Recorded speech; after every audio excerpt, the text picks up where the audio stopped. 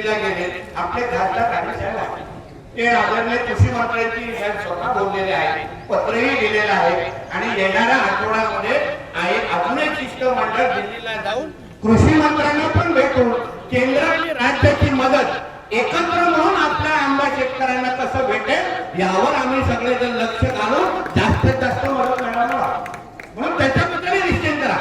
दोन्ही बाजूने किंवा चाहू बाजूने आता तुम्ही जिल्हा बँकेची पण मदत बघितली, जो जितके शक्य मदत करू शकतो तेवढी मदत आपल्याला करण्याची तयारी आमच्या सगळ्यांची आहे. नकारात्मक कोणच नाही कोणच बोलत नाही. फक्त आपली जे काही सहकार्य असेल ते सहकार्य आपण सगळ्यांना करतच आहात, करणारच आहात. हे आम्ही विरुद्ध तुम्ही नाही, हे आपण आहे. आपण कोकण म्हणून बोलतोय, आपण सिंधुदुर्ग म्हणून बोलतोय. आवर्जून मी इथे का आलो तर कधी कधी माझी साहेब तक्रार आहे, काही एक दोन जे अधिकारी आहेत त्यांना थोडा आम्हाला जास्त समजवायला लागतं. संच मान्यतेचा विषय होता. आम्ही जेव्हा मंत्रालयामध्ये बैठक घेतली आम्हाला कळलं तेव्हा उत्तर महाराष्ट्राचे निकष कोकणावर लावत होते, त्याच्यावर आक्षेप घेतला, बदलून घेतला. विचारा काही शिक्षक मंडळी आपण म्हणून सांगतो ह्याच्यावर निश्चितपणे निघण्यात तर तुमचा अधिकारच आहे. नुकसान झालंच आहे, कधी नाही तर आमच्या आंब्यावर हे संकट आलेलं आहे आणि म्हणून आमच्या देवेंद्र फडणवीस साहेबांचं सरकार, आमच्या महायुतीचं सरकार पूर्ण ताकदीने तुमच्या बरोबर उभा आहे.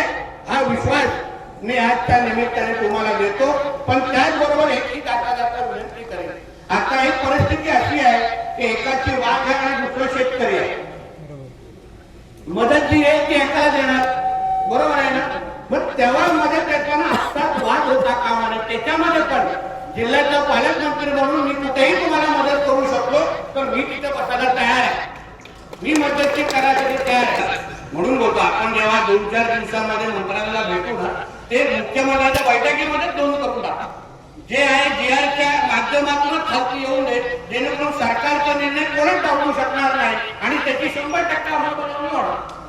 म्हणून ह्याचा पुढचाच टप्पा समजून घ्या. मंत्रालयामध्ये भेटायचं, आदरणीय राज्याचे प्रमुख मुख्यमंत्री साहेब आपल्या बरोबर बसतील, सगळे काही विषय समजून घेतील आणि जास्तीत जास्त मदत जी आपली हक्काची आहे ती आपल्यापर्यंत मिळवून देण्याची तयारी आमची आहे. एवढाच विश्वास देण्यासाठी मी आलेलो आहे. शेवटी सरकार आम्ही काय तिथे मुंबईत बसून आता आक्रोश आमच्या विरुद्ध होऊ शकत नाही. आम्ही तुमच्या बरोबरच आहे. आम्ही सरकारच व्यासपीठावर आल्यानंतर आक्रोश करायचं कोणाच्या बद्दल? कारण सरकार सहकार्याच्या भूमिकेमध्ये आहे. चांगल्या रिपोर्ट वरती जात आहेत, 100% नुकसानीचे रिपोर्ट जात आहेत. म्हणून तुम्ही निश्चिंत राहा.